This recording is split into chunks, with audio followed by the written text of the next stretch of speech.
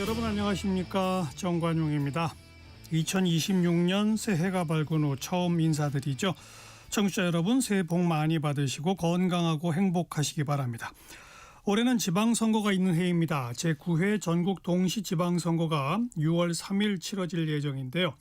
공교롭게도 지난해 4월 4일 헌법재판소가 윤 대통령을 탄핵하고 실시되었던 조기 대선의 6월 3일과 똑같은 날짜네요. 기초광역의 지방선거이지만 이재명 정부의 1년을 중간평가하는 성격이 강한 그런 선거가 될 것으로 보이는데요. 정관용의 시사본부 신년기획 2016 대한민국 지방선거 대전망을 통해 1월 토요일 일요일 9번에 걸쳐서 오늘로 딱 5개월 남은 지방선거를 미리 진단해 보겠습니다. 1월 3일 토요일 정관용의 시사본부 시작합니다. 먼저 도로공사 연결해서 이 시각 고속도로 상황 전해드리죠. 김경민 씨. 네, 새해 첫 주말 추워진 날씨와 징검다리 영유의 영향 때문인지 오전까지 교통량이 적었습니다. 그래도 낮 시간대가 되면서 서서히 지방 방향 정체 증가하는데요. 대체로 충청권에 교통량 몰렸습니다. 1번 경부선 부산 방향 천안 분기점부터 천안 호도휴게소까지 한 번에 10km 밀리고요. 천안 분기점에서 만나는 25번 논산 천안간 고속도로 논산 쪽으로도 남풍새 나들목부터 차량터널 사이 지나기 힘겹습니다. 45번 중부 내륙선은 감곡을 중심으로 양방향 정체인데요. 양평 쪽 이동이 조금 더 불편해서 감곡부터 여주 분기점까지 쭉 흐름이 끊기고요. 지금 사고 지점도 많아 주의하셔야겠습니다. 35번 중부선 남이 쪽으로 대소 분기점 부근 1차로에 승용차 사고 발생해 뒤쪽으로 흐름이 끊기고요. 이후 청주강서 하이패스 부근 1차로 쪽에서 승용차 추돌 사고가 발생했는데 이로 인해 뒤로 무려 4km나 꽉 막혀 있습니다. 강원권 안쪽 50번 고속도로 강릉 방향으로도 원조 부근 갓길에서 버스 관련한 사고 발생하면서 2km 속도 내려가니까요. 전방 잘 살펴주시고 지금처럼 교통량이 많지 않더라도 안전운전에 더더욱 주의해 주셔야겠습니다. 지금까지 한국도로공사 교통센터 김경민이었습니다.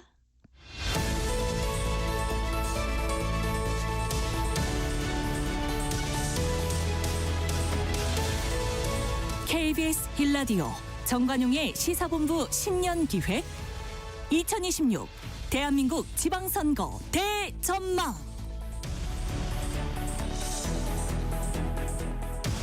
네, 2026 대한민국 지방선거 대전망 뉴스펀치 1, 2, 3를 담당하는 이현우 기자와 일단 시작하겠습니다. 이 기자 어서 오세요. 네, 안녕하세요. 오늘 역대 서울시장 선거 그 과거 역사를 한번 정리해 볼까요? 그러니까 바로 직전인 2022년 치러진 6.1 지방선거부터 살펴보죠.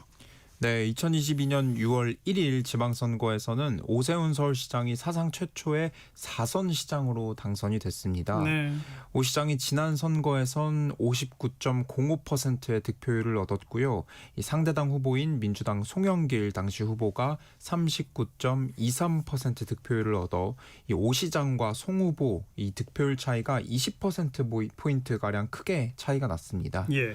이 밖에 권수정 정의당 당시 후보가 1.21%, 신지혜 기본소득당 당시 후보가 0.28%, 무소속 김광종 후보가 0.2%의 득표율을 기록하면서 나머지 후보는 1% 안팎의 득표율을 얻었습니다. 예. 이제 오 시장의 이 60% 가까운 득표율에는요, 특히 서울의 강남, 서초, 송파, 흔히 이야기하는 보수 텃밭으로 분류되는 강남 3구의 높은 득표율이 영향이 컸습니다. 이 민주당 강세 지역구로 분류되는 구로, 강북, 은평, 금천, 관악을 포함한 이 25개 지역구 모든 자치구에서 과반 이상을 이제 오 시장이 당시 득표를 했는데요. 예. 이 서초구에서는 72.31%, 강남구에선 74.38%로 이 70% 넘는 압도적인 좀 지지율이 나왔고요. 이 밖에 송파구 64.69%, 이 용산구 64.93%, 성동구 60.90%, 강동 60.56%, 영등포 60.06%로 이 5개 지역구에서도 60%가 넘는 득표율을 기록을 했습니다. 네. 오세훈 서울시장이 처음 서울시장 된 게 2006년이었죠? 네, 이제 당시가 오세훈 시장이 이제 16년 전이죠. 그러니까 2006년에 당시 불과 45살의 나이로 비교적 이르게 서울시장에 처음 당선이 됐습니다. 그래요. 곧바로 2010년 다음 지방선거에서 재선까지 성공하면서 연임을 이뤄냈는데요. 이 연임 다음 해가 좀 문제가 불거졌어요. 당시 2011년 8월 이 학교 무상급식 이슈가 생겼는데 오 시장은 주민투표를 제안했고 또 주민투표 결과에 따라서 시장직까지 걸었습니다. 그런데 이 주민투표가 결국 무산이 되면서 오 시장이 책임을 지고 서울시장에서 중도 사퇴하게 된 겁니다. 네. 이후 2020년 7월 박원순 전 서울시장이 숨지면서 2021년 4월에 또다시 서울시장 보궐선거가 치러졌는데요. 이 보궐선거에서 오세훈 시장이 10년 만에 다시 서울시장으로 복귀를 했고요. 그랬죠. 그러니까 이 복귀한 시점이 3선 그리고 말씀드렸던 2022년 6일 지방선거에서 또다시 당선되면서 최종 4선까지 성공했던 겁니다. 네. 그 박원순 전 시장도 내리 3선을 했었죠, 그때. 맞습니다. 이 박원순 전 서울시장이 내리 3선 그리고 뭐 최근 6번의 지방선거 보면은 오세훈 시장이 또 3번 이렇게 민주당과 국민의힘 보수와 진보 정당이 3번씩 했던 이제 자리인데 이 서울시장이 전통적으로 보수 진보 어디가 좀 강세다 이렇게 보기는 좀 어렵고요. 양당이 탈환과 수성을 반복했던 최대 격전지다 이렇게 볼 수 있겠습니다. 예. 이 지난 6번의 이 서울시장 선거 결과를 살펴보면요. 2010년 5회 지방선거에서는 국민의힘 전신인 한나라당 후보인 오세훈 시장이 민주당 한명숙 후보를 꺾고 당선이 됐고요. 그리고 2011년 보궐선거에서 박원순 당시 야권 무소속 후보가 한나라당 나경원 후보를 꺾고 당선. 이후 2014년 지방선거에서 박원순 당시 새정치민주연합 후보가 정몽준 새누리당 후보를 꺾고 박원순 서울시장이 재선에 성공했습니다. 또 2018년 지방선거에서는 이 박원순 서울시장이 자유한국당 김문수, 바른미래당 안철수 후보를 꺾고 이제 서울시장 3선을 이뤄낸 겁니다. 예. 이제 그 뒤가 이제 박원순 서울시장이 사망한 뒤 치러진 2021년 보궐선거고요. 이때가 오세훈 후보가 10년 만에 이 민주당 박영선 후보를 꺾고 서울시장에 복귀를 했고요. 그 다음에 2022년 지방선거에서 송영길 후보를 꺾고 연임에 성공한 겁니다. 네. 그러니까 말씀드렸던 대로 지난 6번의 지방선거, 이제 보궐선거 포함해서요. 서울시장은 박원순 시장이 3번, 오세훈 시장이 3번 당선되면서 진보 보수가 3번씩 번갈아 가면서 차지를 했습니다. 네. 지방선거에서는 서울시장 선거가 여야 모두 아주 제일 큰 정치적 의미가 있는 거잖아요. 네, 이제 민주당 입장에서는 뭐 굳히기 그리고 국민의힘에는 좀 반전의 계기가 될 수 있는 포인트입니다. 그래서 여야 모두 간절하긴 마찬가지인데요. 아까 앞서도 말씀해 주셨지만 이재명 정부가 출범한 지 이번 지방선거가 딱 1년째 열리는 이제 선거거든요. 그러니까 집권 2년 차를 맞이한 이재명 정부가 지난 1년간 정부 운영이 어땠는지 이 국민들에게 중간 평가를 받게 되는 겁니다. 민주당의 경우 지난 총선에서 우선 압도적인 과반 의석을 차지하면서 이재명 대표 체제의 승리를 거머쥐었고요. 이후에 이 조기 대선까지 치러졌는데 조기 대선에서 정권을 차지하면서 현재로선 사실상 입법권, 국회 입법권과 행정권을 모두 쥐고 있는 거대 여당이 탄생을 했습니다. 네. 그러니까 민주당 입장에서는 이제 입법권, 행정권, 입법 행정 권력뿐만 아니라 이 지방선거에서 특히 이 서울시장을 비롯한 뭐 주요 시장직, 지사직을 이제 차지를 하게 되면 지방 권력까지 차지하게 되는 싹쓸이하는 사실상 완벽한 정권 교체를 이뤄내는 거다 이렇게 보고 있고요. 그러면 이렇게 이 주요 이 지방선거에서 승리를 거머쥐었을 때 앞으로 남은 이재명 정부의 국정운영 동력은 더 강해질 수밖에 없다. 이런 판단입니다. 네. 여당은 이제 그렇고 대선에서 진 국민의힘의 간절함도 엄청날 거예요. 맞습니다. 간절함으로 따지면 사실 국민의힘이 더 클 것 같은데요. 이 국민의힘이 현재 국회에서도 전체 300석 중에 107석 소수야당입니다. 지난 대선에서도 이제 결과를 보면 민주당 이재명 당시 후보가 49.42%, 이 국민의힘 김문수 당시 후보가 41.15%로 이 이재명 후보가 과반을 차지하지 못하면서 이 비상계엄 사태 직후 치러진 대선인데도 예상보다 좀 격차가 크지 않다 이런 안도감이 당내에 있었어요. 그래서 뭐 국민의힘도 뭐 40% 이상의 국민들이 지지하는 정당이다 이런 주장들을 계속 이제 해왔었는데 이게 좀 악재로 작용했던 건지 그 이후에는 당내 계파 갈등 내용이 계속 불거졌고요.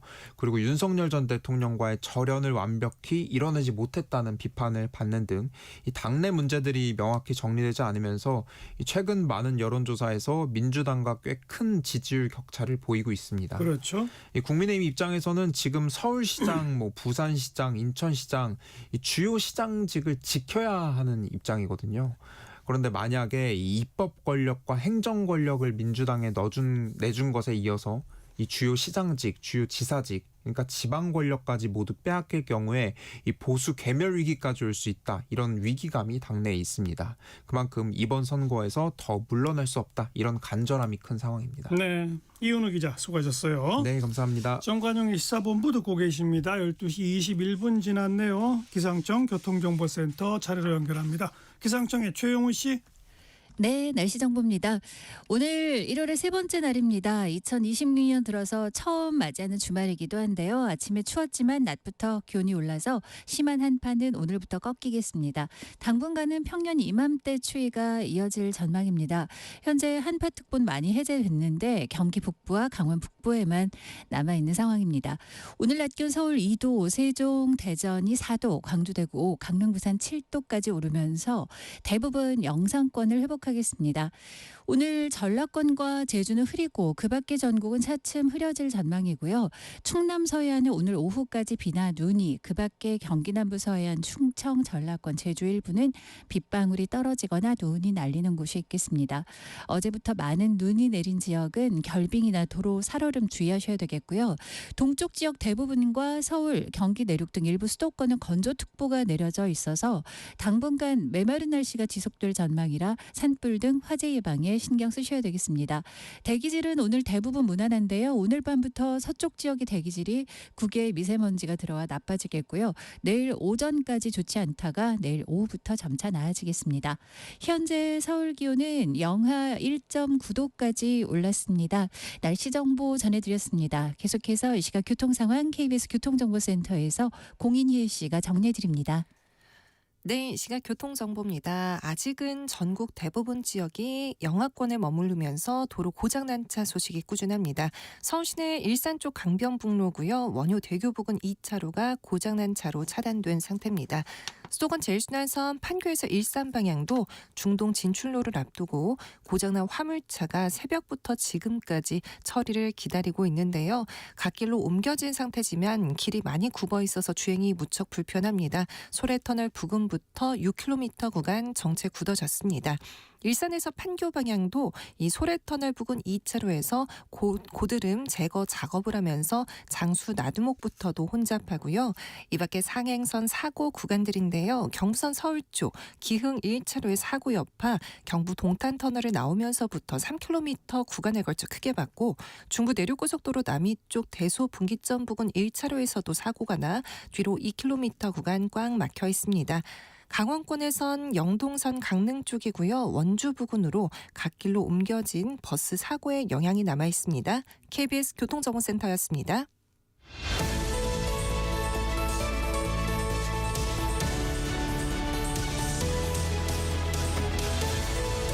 KBS 1라디오 정관용의 시사본부 신년기획 2026 대한민국 지방선거 대전망.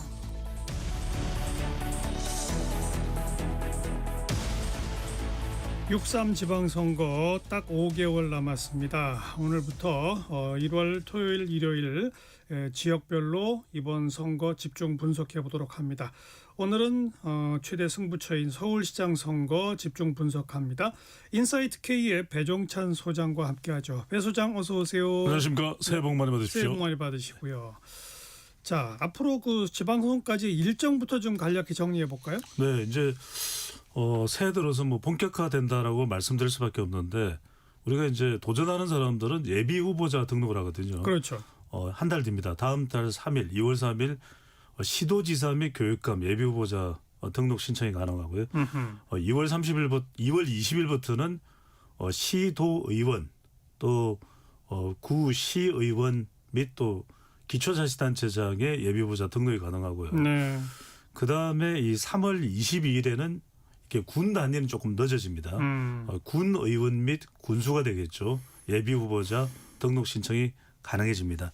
그리고 이 공무원 등 입후보 제한을 받는 사람은 원칙적으로 선거일 전 90일까지 해당 직에서는 이제 사퇴를 해야 됩니다. 예, 예. 6월 3일로부터 이제 역순으로 90일 전에는요. 3개월 전 90일 전에는 그리고 공식 선거 운동은 5월 21일부터 시작이 됩니다. 사전 투표는 5월 29일, 30일 양일간 실시되고요. 바로 대망의 이 당선자가 가려지게 되는 물론 이제 그 다음 날이 되겠습니다만 본 투표일은 6월 3일 수요일입니다. 네. 동해원 리포터가 서울 시민들에게 차기 서울시장에게 바라는 건 뭔지 물어봤어요. 함께 우선 들어보죠. 네, 새해 첫 주 서울의 다음 리더를 바라보는 시민들의 생각은 어떨까요? 차기 서울시장에게 바라는 점을 거리에 나가 직접 들어봤습니다. 제가 경기도에 살지만 직장이 강남 쪽이에요. 특히 신분당선을 자주 이용을 하거든요. 신분당선이 가격이 비싸요. 그게 한 달이 되면은 적지 않은 돈이어가지고 서울시와 경기도 측에서 서민들의 부담을 나눌 수 있게끔 하면은 좋을 것 같습니다.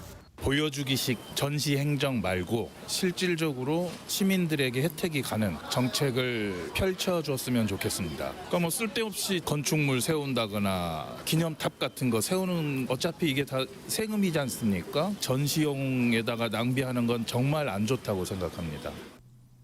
네, 하지만 시민들의 가장 큰 걱정은 역시 집 문제였습니다. 저는 전세 사기 문제에 대해서 꼭 해결해 주셨으면 하는 부분이 있는데요. 작년이나 재작년만 해도 목동 쪽에 전세 사기가 크게 일어났었고 그런 부분들이 해결이 아직도 안 되더라고요. 제가 그리고 지금 전세를 사는데 어떤 제도적인 게 마련되어 있지 않기 때문에 이 사람이 갑자기 망해서 내 전세금을 떼먹으면 어떡하지? 이런 식으로 생각을 하게 되더라고요. 왜 세입자들이 자기 돈을 내고 사는데 벌벌 떨어야 되는지 이런 거를 제도적으로 마련해 주셨으면 좋겠다. 강남, 강북 집값에 대한 차이 부분에 대해서 서울시에서 조금 더 챙겨서 봐줬으면 좋을 것 같습니다. 어설픈 규제만 하고 후속적인 규제만 하기 때문에 양극화가 심해지는 것 같은데 서울시에서 좀 고민을 더 해줬으면 좋겠습니다. 일단 서울 집값이 너무 서민들한테 부담이 되니까 자식들 세대들이 집값에 대한 부담을 좀 안 가지고 살았으면 하는 마음이 있고요. 서울 시내 빈 땅이라든지 개발 가능한 노후 주택들이 많은데 그런 걸 좀 풀어서 주택 공급을 좀 많이 늘렸으면 하는 바람이 있어요. 네, 시민들이 서울시장에게 바라는 바 특히 부동산 문제라는 거 다시 한번 확인할 수 있었고요. 지방선거를 맞으면 정치권에서는 뭐 지역에 다 이겨도 서울에서 지면 진 거다 이런 얘기가 있죠. 그러니까요. 우리가 알고 있는 노래도 보면 서울 서울 서울 세 번이랑 서울의 이름이 나오는 노래 제목이 있거든요. 그만큼 서울이 중요한데 방금 전에 이제 시민 인터뷰에도 나오듯이 서울은 또 주거입니다. 네. 교통 항상 보면은 지방선거 때 서울 관련해서는 지하철 연장해 주세요 뭐 이런 거 나오거든요. 그다음에 이제 집값 이야기 나오고 그다음에 또 복지입니다. 우리가 아는 그 2010년에 전국의 이 지방선거를 휩쓴 것이 바로 복지 관련된 무상급식이었거든요. 그만큼 그런 영향인데 서울이 이 중요한 이유는 세 가지 이유입니다. 첫 번째로는 상징성, 수도. 서울시장이 어느 당이 되느냐 이게 중요한 거. 두 번째는 이제 중요성이거든요. 이게 서울시장 찍고 어디로 간다? 대권 간다. 이런 또 중요성이 있고 세 번째는 영향성인데 이게 서울에서 불이 붙어야 전국에 활력이 생기거든요. 다른 선거에. 예. 말 그대로 타 지역에 영향을 주는 것 때문에 그만큼 서울이 중요하다. 서울입니다. 네. 지금 여야에서 거론되는 서울시장 후보군은 어떻게 됩니까? 정말 뭐 첩혈상궁전이다 뭐 이런 얘기가 나올 정도로 많은데 당장 이 국민의힘만 하더라도 현직인 이제 오세훈 서울시장이거든요. 근데 오세훈 서울시장은 굳건하냐 이렇게 또 현직이니까 현역 프리미엄 생각할 수 있는데 그런 것만도 아닙니다. 지금 뭐 나경원 의원도 거론되고 있고 그 외에 뭐 가능성이 아주 클지 어떨지는 모르겠습니다만 신동욱, 조은희, 조정훈 이렇게 또 후보군으로 거론되고 있는데 대체적으로 보면은 현역인 오세훈 대 좀 당원 70%가 되면 좀 노려봄직한 나경원 의원의 구도가 이야기가 되고 있고요. 민주당이야말로 말 그대로 첩혈쌍웅전입니다. 여기에 최근 이제 대통령이 칭찬은 고래도 춤추게 하는데 이 사람도 춤추더라고요. 정원호 성동구청장. 그다음에 이제 박주민, 김영배 실제로 이제 출마 선언을 했죠. 박홍건, 서영교 또 여기에다가 박용진 전 의원 같은 경우에는 출마 의사가 뭐 강하지는 않아요. 왜냐하면 당내 사정이 박용진 전 의원에게 뭐 공천 줄 것 같지는 않아 보이니까. 그 외에도 홍익표 전 의원은 원래 또 요즘 뜨고 있는 이 정원호로 인해서 뜨고 있는 성동구의 이 본인의 지역구였는데 좀 야심찬 그 꿈을 이제 이 저울질하면서 서초구 쪽으로 옮겼거든요. 홍익표 전 의원도 그래서 이제 거론은 되고 있습니다. 여기에다 이제 전현희 의원. 그러니까 이제 전현희 의원이 약간 고심이고 딜레마가 되는 게 지역구가 또 이 성동구가 포함돼 있어요. 그러니까 약간 정원호랑 겹치고 있는 이런 상황이라서 말 그대로 오세훈, 나경원, 국민의힘 그 외에 이제 지금 민주당에서는 말씀드렸던 대로 정원호를 필두로 해서 첩혈 쌍웅전이 벌어지고 있습니다. 김민석 총리도 뭐 후보군의 하나긴 하죠. 계속 거론되고 있습니다. 그런 이유가 이제 중량감 때문이죠. 근데 이제 김민석 총리의 경우에는 이 서울시장도 거론되는데 8월 전당대회에 뭐 이렇게 당대표 이 이야기가 계속 거론되고 있고 한준호 전 최고위원이 당을 최고위원직을 내려놓기 전에 또 한준호 전 최고위원이 또 이제 경기지사를 노리고 있는 한준호 전 최고위원인데 그런 이야기를 또 했었어요. 전당대회 때 김민석 총리는 내려올 것이다. 이 발언을 했기 때문에 계속 서울시장과 올해죠. 올해 8월 전당대회에 동시에 거론되고 있는 인물이 김민석 총리입니다. 네. 현재 서울시장 오세훈 이번에 5번째 도전하는 거잖아요. 사상 처음이죠. 전대미문이죠. 우리 지방자치단체장은 3년임까지만 할 수 있는데 그렇죠.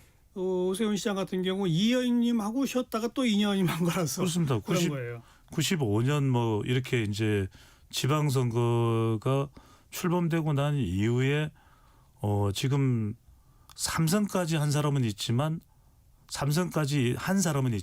다 이제 임기를 뭐 마치지 못한 경우도 있긴 했습니다만 4선을 한 사람도 없어요. 그러니까요. 그러니까 지금 5선 도전하면 전대미문의 일입니다. 말 그대로 오세훈 시장이 그런 점에서는 현역 프리미엄이 있기 때문에 이번 선거를 바라보는 관전 포인트 중에 하나가 그래서 여당이 노리는 것은 민주당이 노리는 것은 구도 그러니까 내란 청산 또 하나가 이제 이 내란 청산에다가 대통령의 후광 이게 이제 최근에 빚어졌던 정원호 성동구청장에 대한 플렉스 이 칭찬 그게 있었고 지금 오세훈 시장이 노려봄직한 것은 현역이라는 거죠.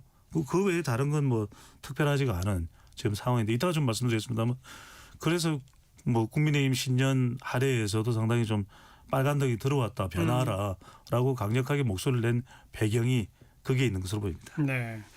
신년 들어서 여러 언론사들이 차기 서울시장 선호도 여론조사를 했는데 대체로 보면 뭐 다자대결 양자대결 그 더불어민주당 소속인 정원호 서울 성동구청장과 오세훈 서울시장이 제일 여야에서 앞서고 있고 1대1 구도로 하면은 정원호 구청장이 좀 앞서는 뭐 이런 조사 결과들이 많이 나왔어요. 그죠? 그렇죠. 뭐 일일이 다 뭐 소개드릴 이유는 없을 것 같은데 대체로 이제 이런 겁니다. 이제 지금 오세훈 시장 대 민주당 후보군이 되겠죠. 이렇게 보면 아까 말씀드렸듯이 여당이 얻는 것은 두 가지 이 탄력을 받고 있거든요. 하나가 이제 구도고 대체로 이제 선거는 국정 안정이냐 그다음에 이제 야당 심판이냐 이게 이렇게 되는 건데 정부 심판이냐 야당 심판이냐로 가는 건데 지금 뭐 탄핵 기저에서 대통령의 임기 초반이고 이게 여기에다가 이제 대통령의 후광 효과, 마케팅 효과 이런 거 우리가 할로 이펙트라고 하는데 여기까지 이제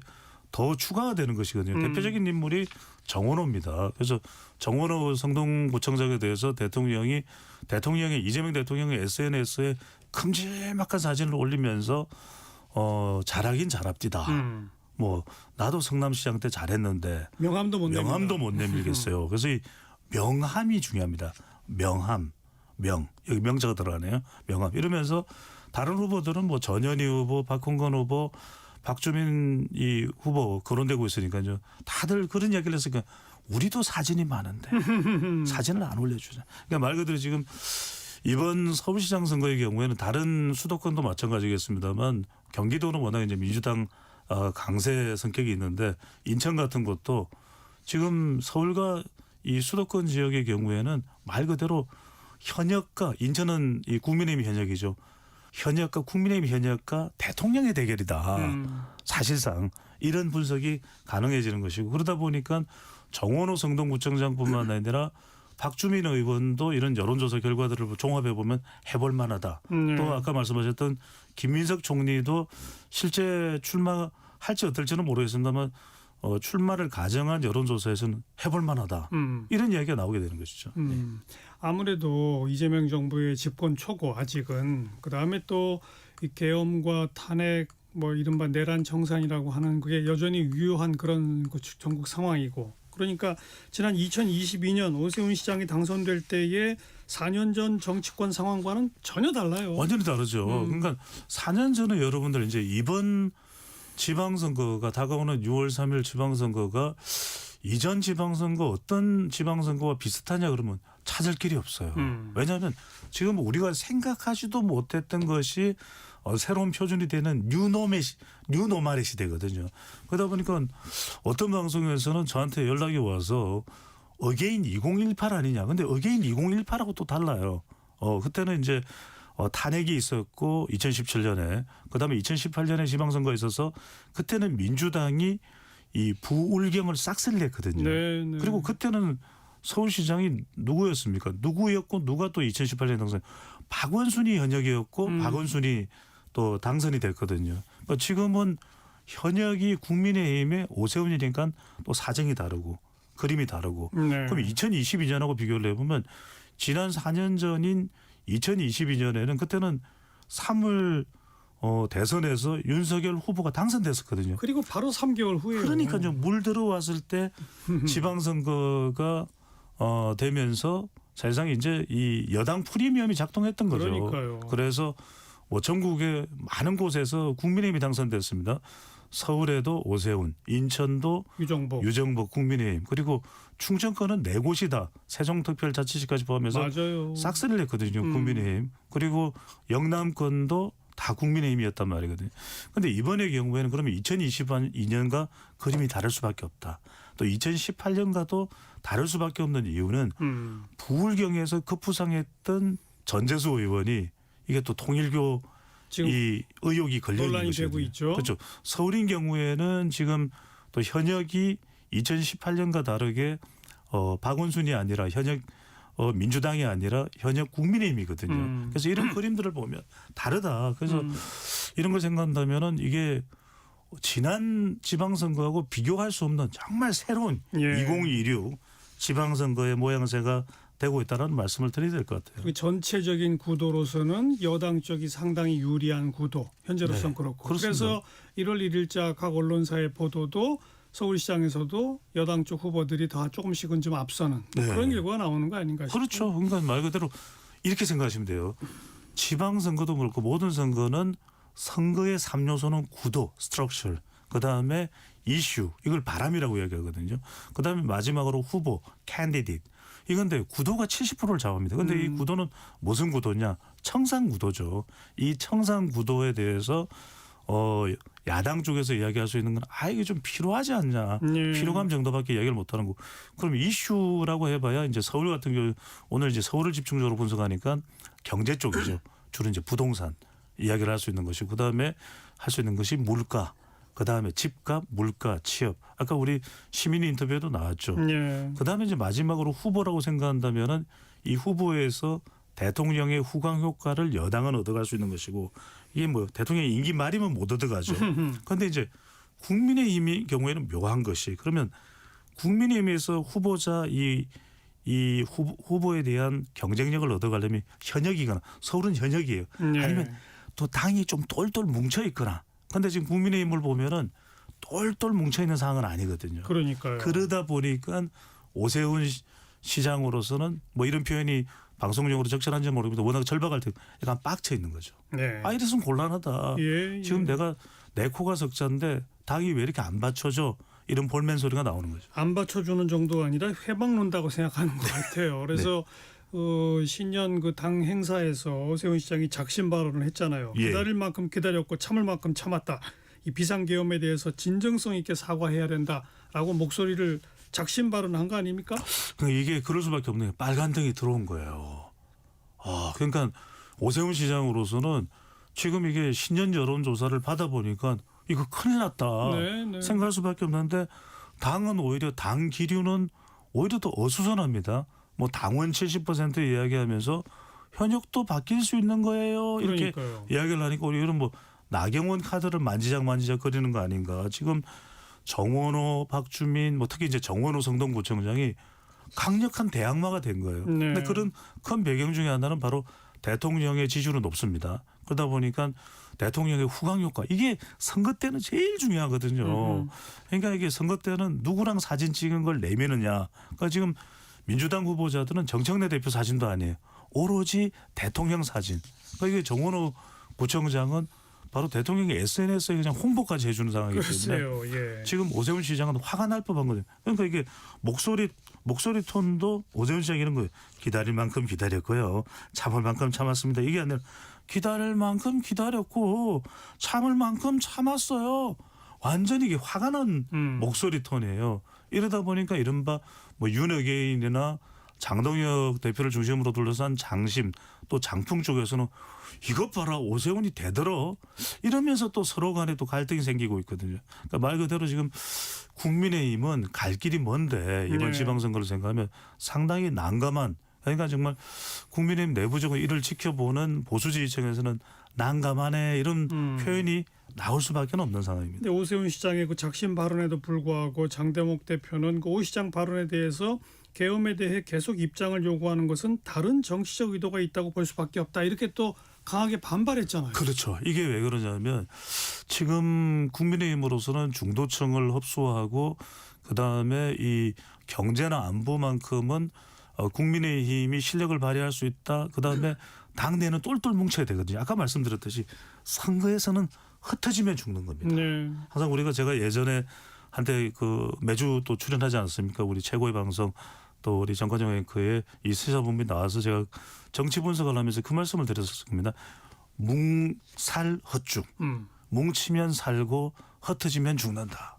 그런데 이게 조금이라도 이렇게 서로 갈등이 생기면 안 되는데 서울시장 선거도 마찬가지고 부산시장 선거도 마찬가지인데 예. 지금 서울시장 같은 경우에는 아까도 말씀드렸지만 나경원 의원 카드를 만지작거리는 거예요. 뭐 오세훈 시장이 뭐 이렇게 장동혁 대표하고 자꾸만 좀 각을 세우면 우리에겐 당원 70%가 돼서 나경원 카드가 있다. 부산의 경우에도 박형준 시장이 자꾸 뭐 손절 이야기하면 우리에게는 김도읍 카드가 있어요. 그러니까 이런 식인 거죠. 어깃장을 놓을 수도 있겠다라고 하는 이게 생기니까 그러니까 오세훈 시장으로서는 지금 정말 미칠 노릇인 거죠. 네. 이런 상황에서. 예. 그런데 여론조사를 보면 그래도 오세훈 시장이 제일 경쟁력이 있고 나경원 의원이 만약 나서면은 여야 1대1 대결에서 오히려 격차가 더 벌어지는 그런 결과가 나옴에도 불구하고 그 카드를 만지작거린다? 그건 뭐예요? 뭐 선거 저도 상관없다는 거예요? 뭐예요? 그러니까 이른바 자강인 겁니다. 지금 다른 것보다도 오히려 이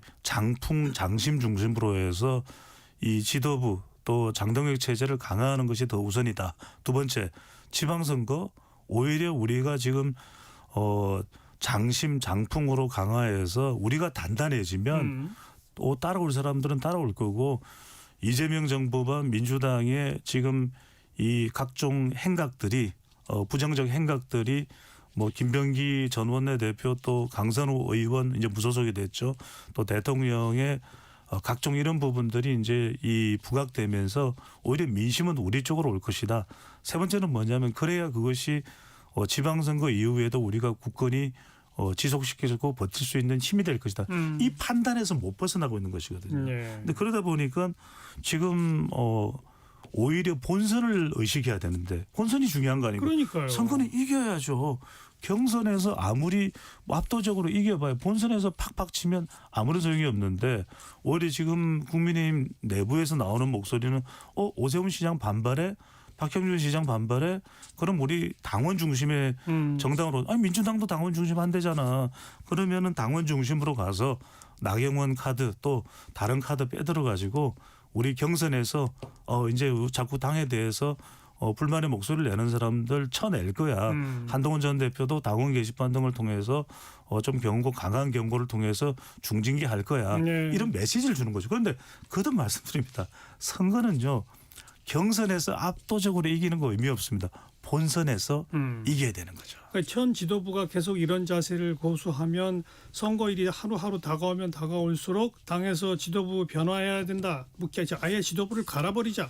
여러 목소리 나올 거예요. 나올 겁니다. 이 정과장님 그 말씀하셨던 대로 첫 번째로는 그것이 이제 후보자의 위기, 후보자들의 위기거든요. 그러니까요. 특히 이제 이번 지방선거를 앞두고서 그 심리가 고조되는 것은 설명절 직후가 될 겁니다. 왜냐하면 설명절 때 이렇게 다녀보면 이게 선거가 있는 설명절이기 때문에 명함도 나눠주고 하는데 분위기가 싸다. 막 이렇다. 이러면은 이건 바로 후보자들 경우에는 정말 얼어붙거든요. 근데 두 번째는 뭐냐면 근데 이들이 이제 그러면 장동혁 체제의 변화를 요구할 때 두 가지 사항이 있을 수 있습니다. 완전히 지도부의 구성 자체를 바꾸는 비대위 체제. 그러니까요. 또는 말 그대로 이 장동혁 대표가 이 힘에 떠밀려서 변화를 할 수밖에 없는 상황.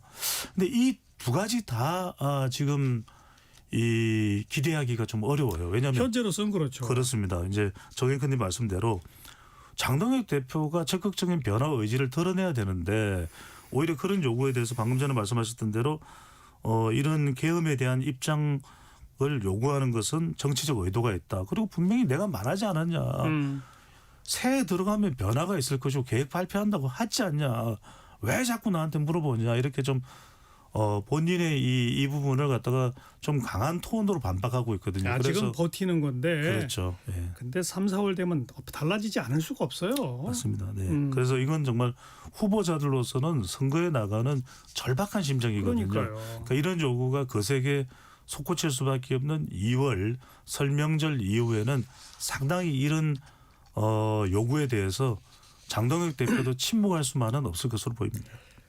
정책 이슈로는 아무래도 부동산 이슈가 제일 크고 그래서 그런지 오세훈 시장도 새해 서울시정의 키워드로 강북 활성화와 주택 공급 지속을 꺼냈지 않습니까? 그렇습니다. 강북 활성화 꺼낸 건 강북이 자기의 그 약세 지역이니까 당연히 그 카드를 꺼낸 거죠. 그렇습니다. 이제 이게 뭐냐면은 일단 서울은 주거, 교통, 그다음에 복지인데 강북은 뭔가 주거 이야기를 할 게가 마땅치가 않습니다. 그러다 보니까 이제 강북 이른바 굉장히 이 교통 체증을 일으키고 있거든요.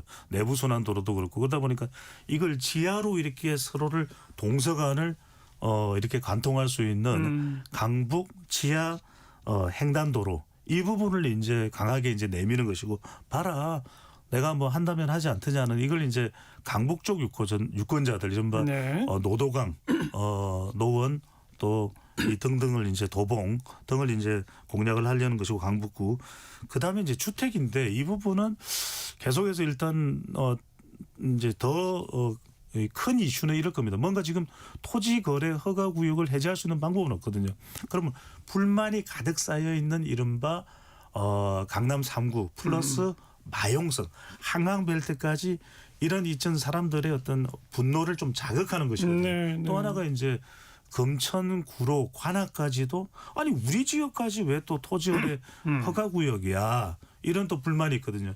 이들까지도 이제 한번 자극을 하면서 실제 할 수 있는 일은 많지가 않아요. 이걸 통해서 이들이 좀 적극적으로 투표소로 나오게 해가지고 오세훈 시장은 그런 생각을 할 수 있습니다. 당선된다면 이런 이 투표 결과를 통해서 그건 뭐 6월 3일 이후가 될 수 있겠습니다. 그것도 이제 만약에 당선이 된다면 봐라 이렇게 많은 우리 서울 시민들의 요구가 표로 반영됐지 않냐.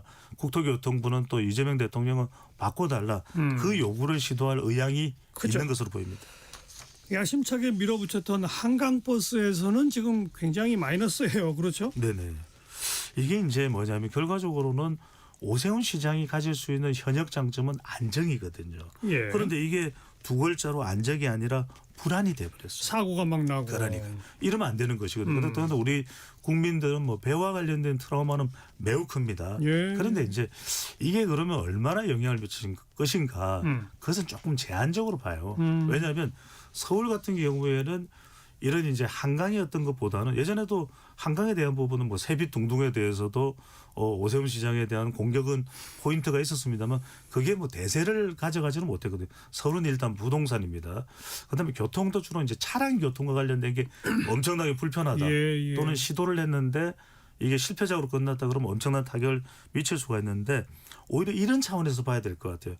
그러니까 지금 가랑비에 옷 젖는다고 민주당으로서는 결정적으로 격침시킬 수 있는 오세훈 시장에 대한 공략 포인트가 잘 보이지는 않거든요. 그러면 이럴 때 쓸 수 있는 표현이 이른바 가랑비 전략입니다. 그러니까 한강버스, 종묘, 그다음에 광화문에 이런 내용들을 가지고서 점점 조금씩 1% 이 전략을 민주당은 구사를 하고 있다 이렇게 봐야 될 것 같습니다. 남은 기간 동안 이 선거 판세를 뒤흔들 제일 큰 이슈들은 또 어떤 게 예상이 됩니까? 저는 두 가지입니다. 하나는 이제 이 지지율이고 또 하나는 이제 이슈인데 지지율은 대통령의 지지율이에요. 결국 아까도 말씀드렸듯이 오세훈 대 민주당 후보자들의 싸움이 아니라 오세훈 대 또는 뭐 오세훈 시장이 설사 교체된다 하더라도 그것은 국민의힘 대 플러스 이재명 대통령의 그렇죠. 싸움이거든요. 그러면 대통령의 지지율이 내년 5월 또는 6월 초 무렵에 어떻게 되느냐. 예. 이 부분 또 하나 이슈는 서울은 역시 부동산입니다. 네. 집값. 네. 집값 이 부분에 대해서 어느 정도의 분노가 자극되냐. 왜냐하면 지금 알겠습니다. 부동산은 불만이거든요. 네. 이 부분이 매우 중요할 것으로 보입니다. 자, 인사이트 K 배종찬 소장과 함께 서울시장 선거 전망해봤고요. 내일도 배종찬 소장과 함께 서울의 주요 구청장 출마 예상자들 또 앞으로의 그 전망 분석해보도록 합니다. 배종찬 소장 내일 또 뵐게요. 고맙습니다. 감사합니다. 이용이 부른 서울 함께 듣고요. 1시 2부에 다시 옵니다.